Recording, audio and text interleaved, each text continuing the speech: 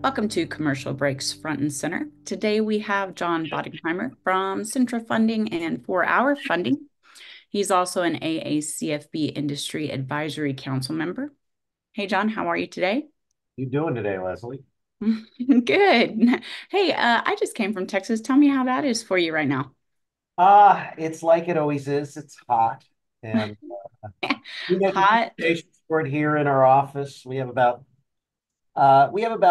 50 of us here. We have about 18. We have about 70 people at the company, and a number of people work remote. But most of the operating people work here, and we do allow people to wear shorts every day in the summertime. So we make it comfortable.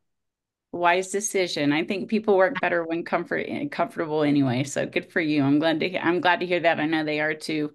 That's awesome. So tell me a little bit about how you got into commercial finance. And before you do, I'm going to say I've not gotten to talk with you very much, even though I've seen you. I know about 4 Hour Funding and Centra Funding. I've been involved in AACFB. Now you're an industry advisory council member. So this is going to be fun for me to hear about you and specifically what got you into commercial finance? Because we always find that people get in and then they get right out because they hate it, or they get in and they love it. So I'm guessing you found something that you loved about it. Well, I'm actually second generation. Back when I graduated, I went to college on a soccer scholarship, University of North Carolina at Chapel Hill. And Nice. when I finished, I actually went to work for an investment banking company, and I was there for a while. And that's when my dad was starting up an equipment finance company, Mm. starting it up in, I think it was about 82 in that area. And then he asked me to go ahead and join him on it. And so he and I started on a journey that lasted for almost 35 years working together. So it's I know there's a few people like that in our industry, where they work with their father. And I can actually say it was quite an experience to work with your father for 35 years. You get Yeah. each other, and you end up learning how to deal with each other very well. Yeah, and in our case, it was pretty much you work one side of the business, I work the other, and we both respected each other's boundaries very well and got along fantastic during that time. And so the journey kind of took me that route. So he and I had this one company that had been around for a while, and we ended up selling it in like 2000, and I think it was 2003, in that area, 2002. And then I stayed with the company that we sold it to for about 4 years until my non-compete ran out, and that's when I started Centra. Nice. Not, well, and that is amazing to have someone to guide you through it, but also to help teach you not just how to treat other people, but how not to treat them by learning each other's boundaries. We don't always get that, and you can't get away from your dad, man. You're gonna, you know what I mean? They're gonna be at the holidays.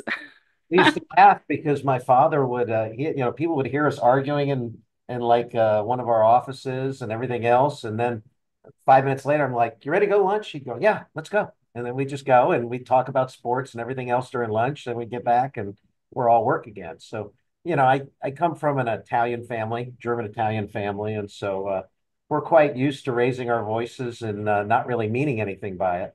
So, Man, that's wise words right now for a lot of reasons. We won't even get into that, but the whole being able to disagree, but still be family, or just still be a community, or still be a country, whatever that is. Yeah. I mean, what you're saying that you had is something that I wish I would have had more of earlier on. And I know I wish everybody had a little bit more, because you're right. You can have an argument, you can have a disagreement, you can agree to disagree. It doesn't mean you can't go to lunch together, right? So, no, and it was and our relationship with my father and I was so strong that even when I started Centra, he retired. We used to laugh that he retired 4 times. Uh, and and he actually was working for me actually up until a week before he went to the hospital and then died. He was at age 88. So that shows you how long we went together. And even when the roles were, I mean, for a while there, we were very much on an equal level, worked things on an equal level.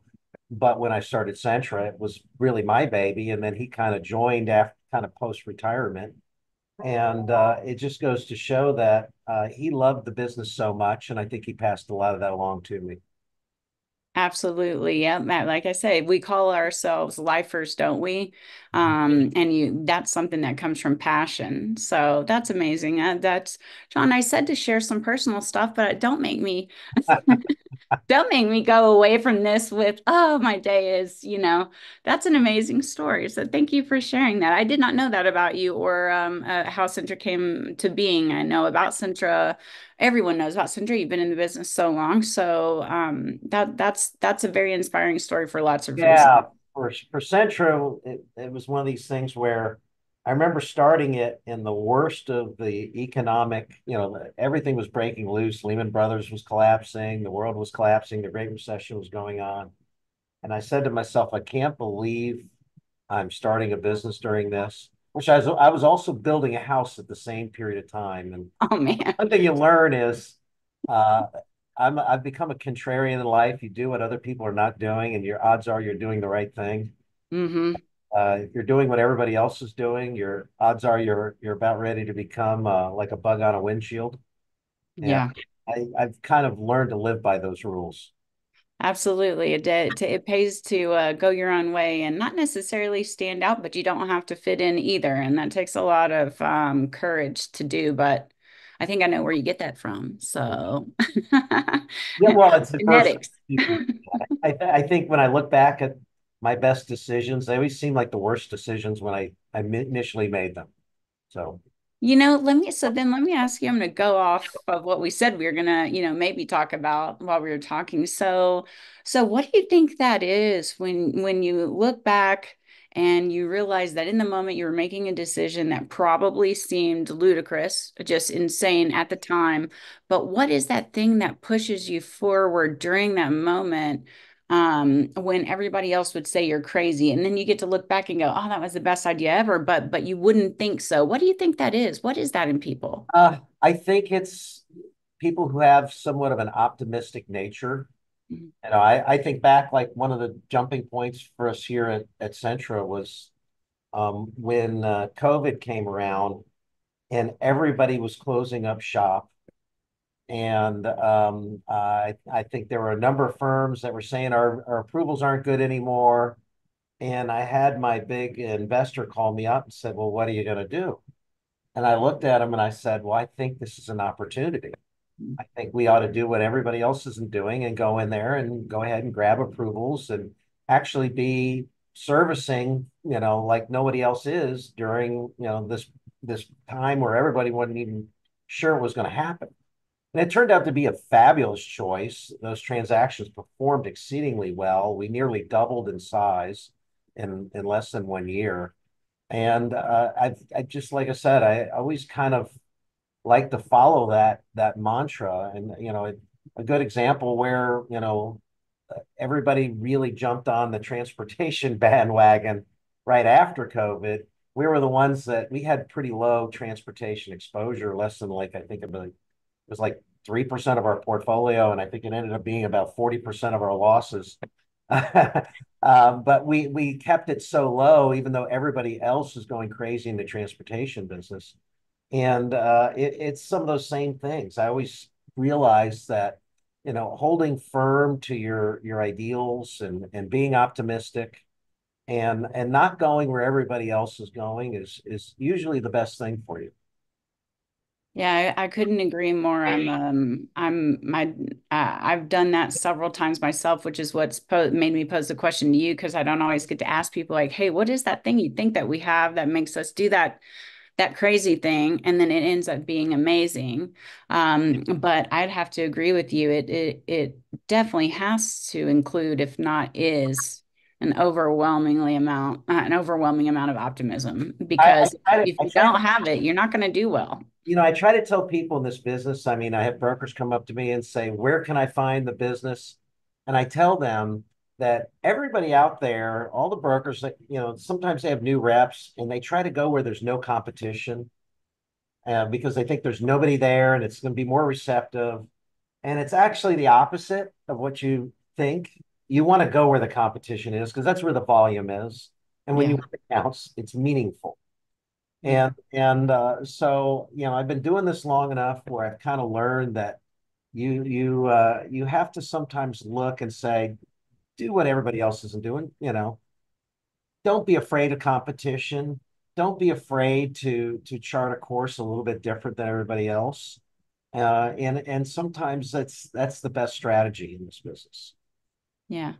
Maybe some of the viewers should be paying you for some consultation because that's wise words. And that took a long time to learn, I'm sure, and has been Yeah. learned the good and hard way. They Yeah. can send their checks to John at.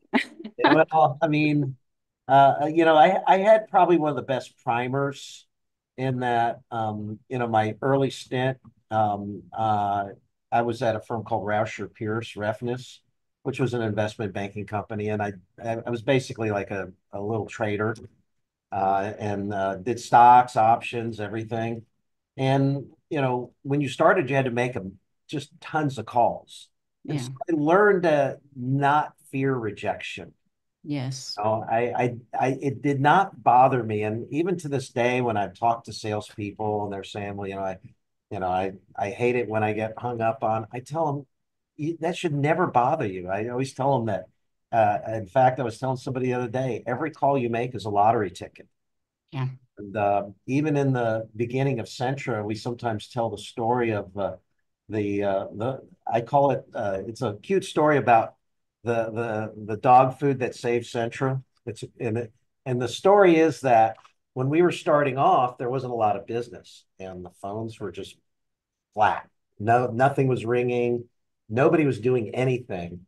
But I was busy making calls, trying to make a couple sales to kind of get deals on our books and what have you. And I ended up calling a dog food company that was one of the first makers of frozen dog food, raw dog food.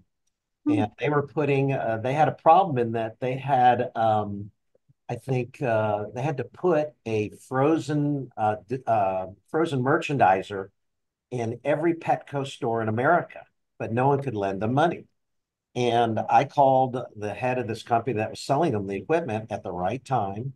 And let's put it this way, I ended up doing $8 million worth of business for them over the next 2.5 years. And it's simply because I didn't mind hearing a no. And, Yeah. and I think that's the hardest thing for people to realize is every call you make is a lottery ticket. And if you quit trying, you're not getting a lottery ticket. You don't get. Right. Yeah. And you can't win if you don't play. Yeah, yeah. So that's and I always tell people that, some of my best calls happened late at night. I kind of laugh at this. I met my future ex-wife because no one else was in the office, and I answered a call at about 6:30, and I was the only one working. And they needed financing for something, and I ended up helping them out. It was like a $250,000 deal, which is a lot back in the mid '90s. It really was. you know. And so I got a son and an ex-wife out of Well, it sounds like you get all the lottery tickets when you make yourself available, John. That's what happened there. it. That's the whole point.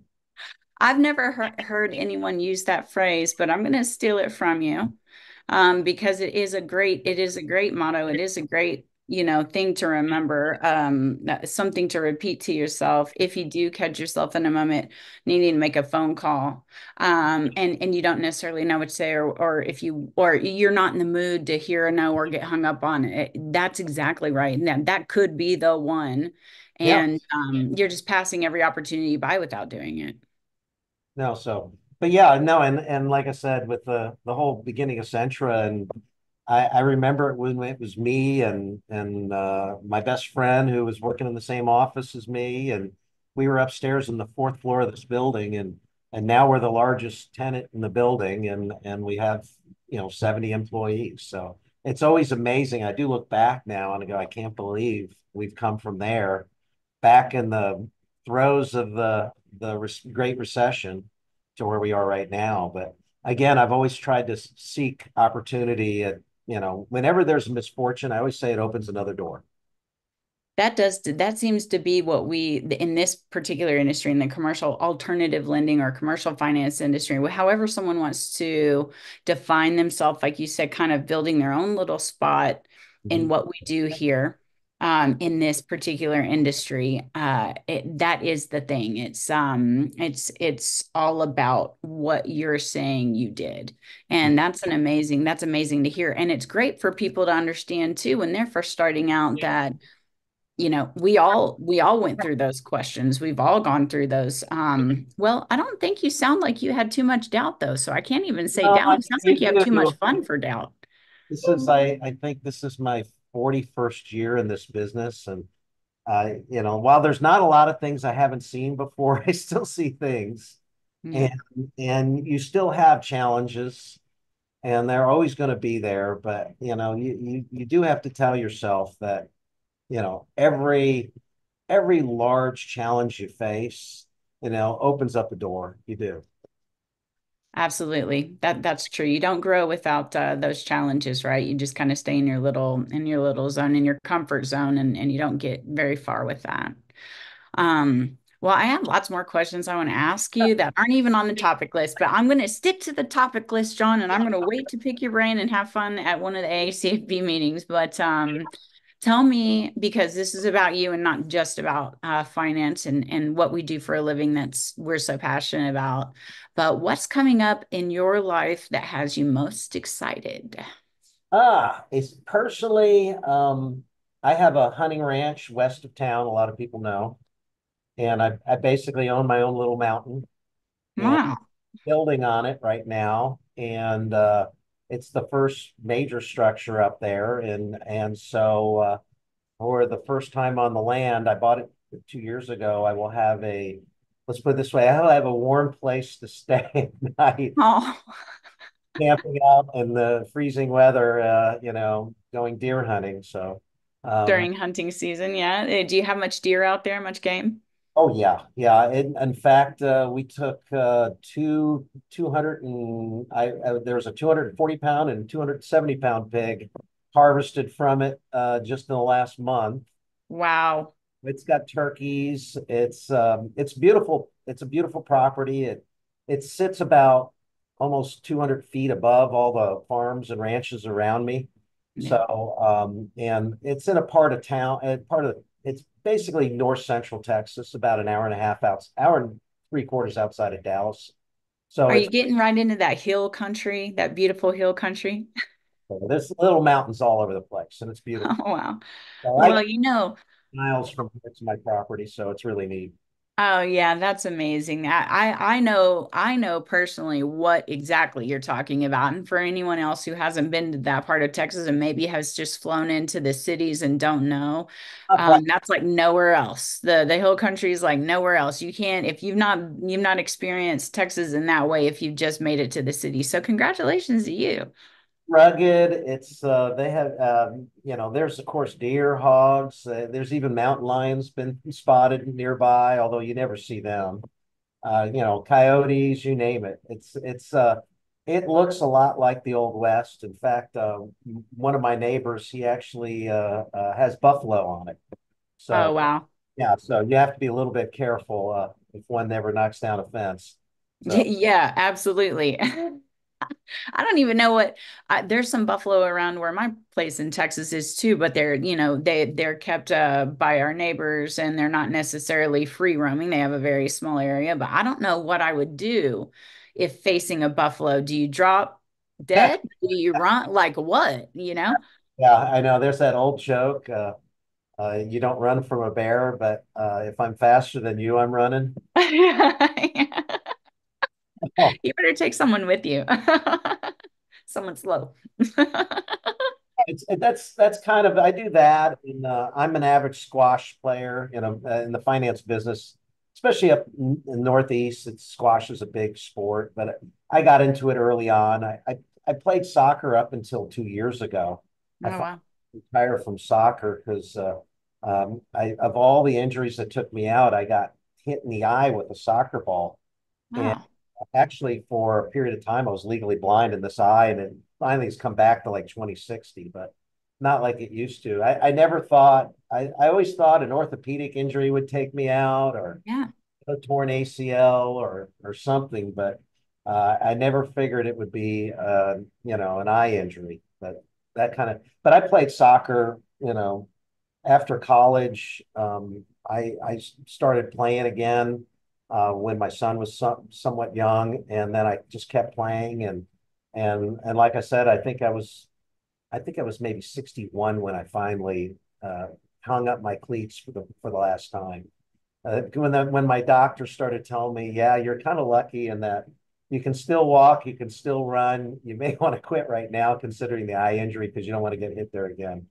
So Yeah, absolutely. I mean, even I'm thinking about, the things I like to do. Is it worth the risk that I'm taking, because, we don't necessarily heal the same way as we used to. And also, we have so much more freedom. We're more mature. We have more success under our belts when we're young. We don't have anything to lose.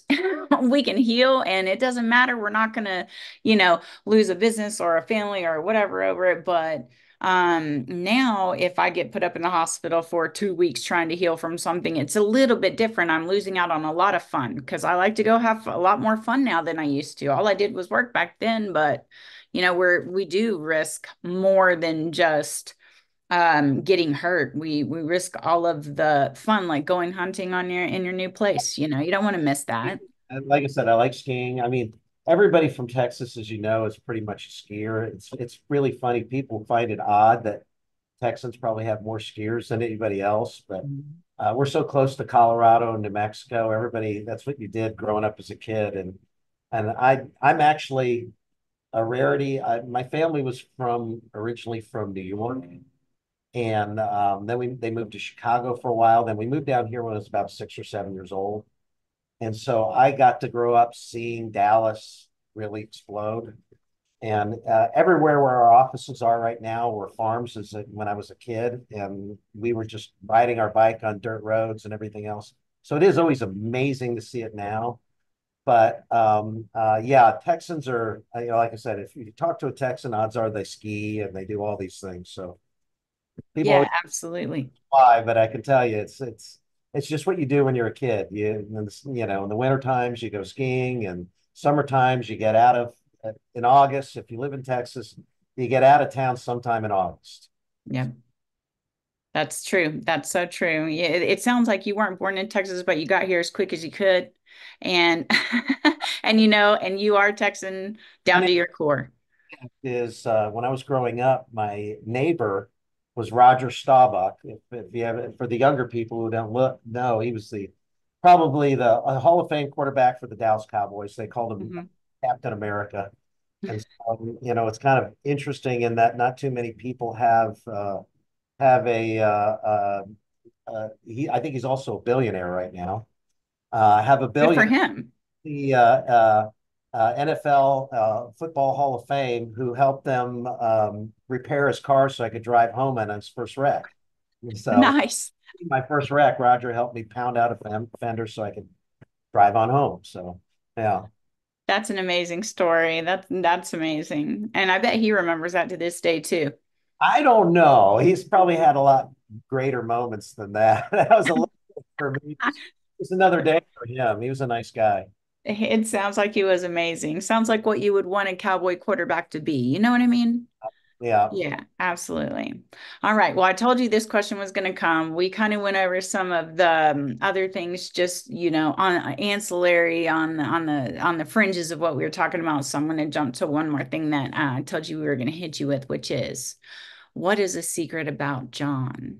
Something not many people know. It's got to be great. It's got to be juicy. What is it? No, I'm a very patient person. I never get too crazed or anything. Everybody always tell you that I'm always seem very relaxed, and I do. I think I'm personable with my people. I like to get to know them. I take an interest in them. But a lot of it is learned. I think if you become a parent, it's very difficult at times. Monica and I have one thing in common.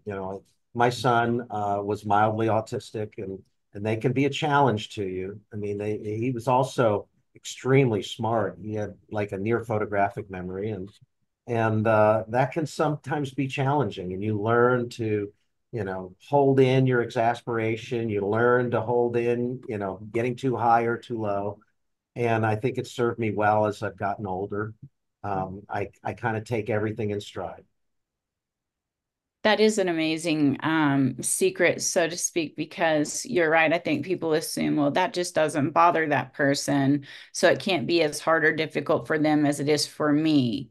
And that's really not the case. There's always things that are going to escalate someone, right? And you're right. It took effort and it's taken practice to maybe hide that you do have a lot of feelings and things going on in there. You just know that you don't necessarily have to use it in a negative or in a destructive way. And Somebody um, watching the debates, and someone asked me how someone did, and I had to remind them that, the one thing about persuasion is that angry is an awful platform to convince somebody of something.